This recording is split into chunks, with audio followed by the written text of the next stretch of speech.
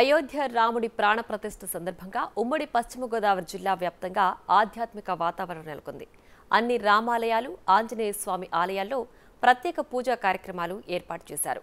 హిందూ వాహిని, బీహెచ్పీ, BJP సహా పలు ఆధ్యాత్మిక సంఘాలు ఆధ్వర్యంలో బైక్ ర్యాలీలు నిర్వహిస్తున్నారు.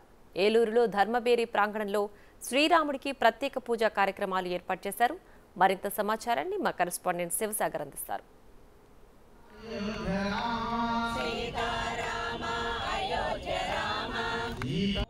అయోధ్యలో శ్రీరాముని ప్రాణ ప్రతిష్ఠ సందర్భంగా ఉమ్మడి పశ్చిమ గోదావరి జిల్లా వ్యాప్తంగా ఆధ్యాత్మిక వాతావరణం నెలకొంది. ప్రస్తుతం మనం ఏలూరులోని ధర్మబేరి ప్రాంగణంలో ఉన్నాం. ఇక్కడ ఇప్పటికే ఈ రోజంతా కూడా పలు ఆధ్యాత్మిక కార్యక్రమాలను ఏర్పాటు చేశారు. ప్రముఖ వ్యాపారవేత్త నారా శేషు ఆధ్వర్యంలో ఇక్కడ శ్రీరామునికి సంబంధించిన కథను వివరించడంతో పాటుగా శ్రీరామునికి సంబంధించి ప్రత్యేక పూజా కార్యక్రమాలను ఏర్పాటు చేశారు. ఉదయం నుండి కూడా ఇక్కడ శ్రీరామ నామ సంకీర్తనలు జరుగుతున్నాయి. ఉమ్మడి పశ్చిమ గోదావరి జిల్లా వ్యాప్తంగా కూడా ప్రతి రామాలయంలో, ప్రతి హనుమంతుని ఆలయంలో కూడా శ్రీరామనామ సంకీర్తనలు జరుగుతున్నాయి. ఒక పక్క భక్తులంతా కూడా టీవీలకి అతుక్కుపోయారనే చెప్పుకోవచ్చు. అయోధ్యలో జరిగే ఆలయంలో బాలరాముని ప్రాణ ప్రతిష్ఠ కార్యక్రమానికి సంబంధించి లైవ్లో చూడడానికి మొత్తం అందరూ కూడా బిజీగా ఉన్నారని చెప్పుకోవచ్చు. మరోపక్క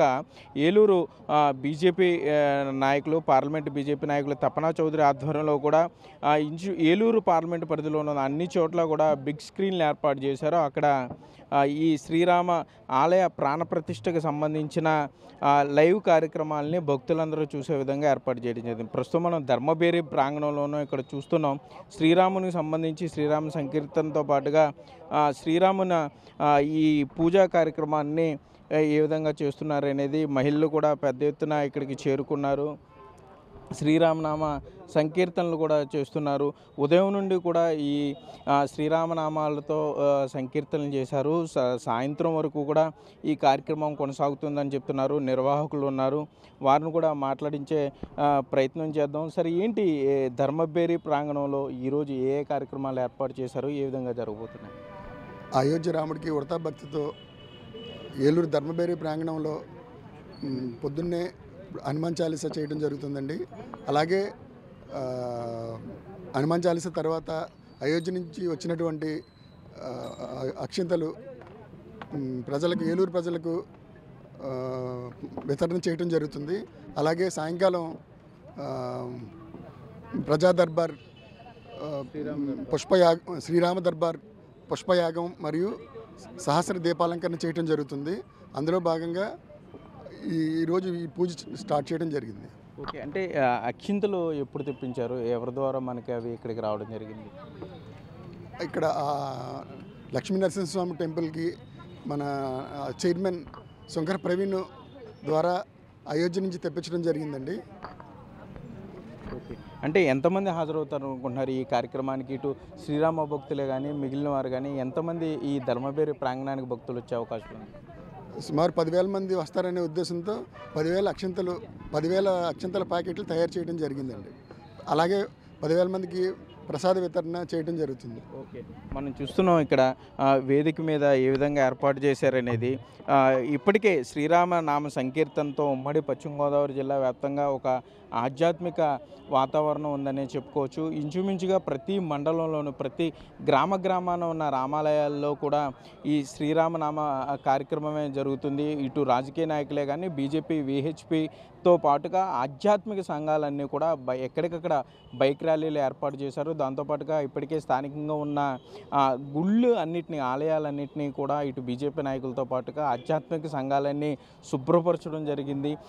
ఎన్నో ఏళ్ల కళ అయోధ్య రాముని ప్రాణప్రతిష్ఠ సందర్భంగా ఈ వాడవాడలా కూడా ఇంచుమించుగా శ్రీరామనామ సంకీర్తన జరగడంతో పాటుగా దాన్ని ఒక ఉత్సవంలా ప్రజలు జరుపుకుంటున్నారనే చెప్పుకోవచ్చు. కెమెరామెన్ భాగ్యరాజ్తో సాగర్, బిగ్ టీవీ, ఏలూరు నుండి. क्योंकि लगातार 4 दशक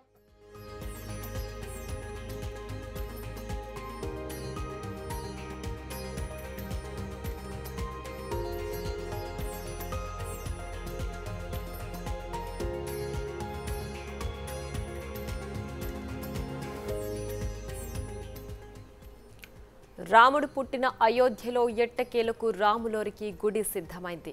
ఇవాళ మధ్యాహ్నం 12 గంటల 20 నిమిషాలకు బాలరాముని ప్రతిష్ఠ జరగబోతోంది గర్భగుడిలో.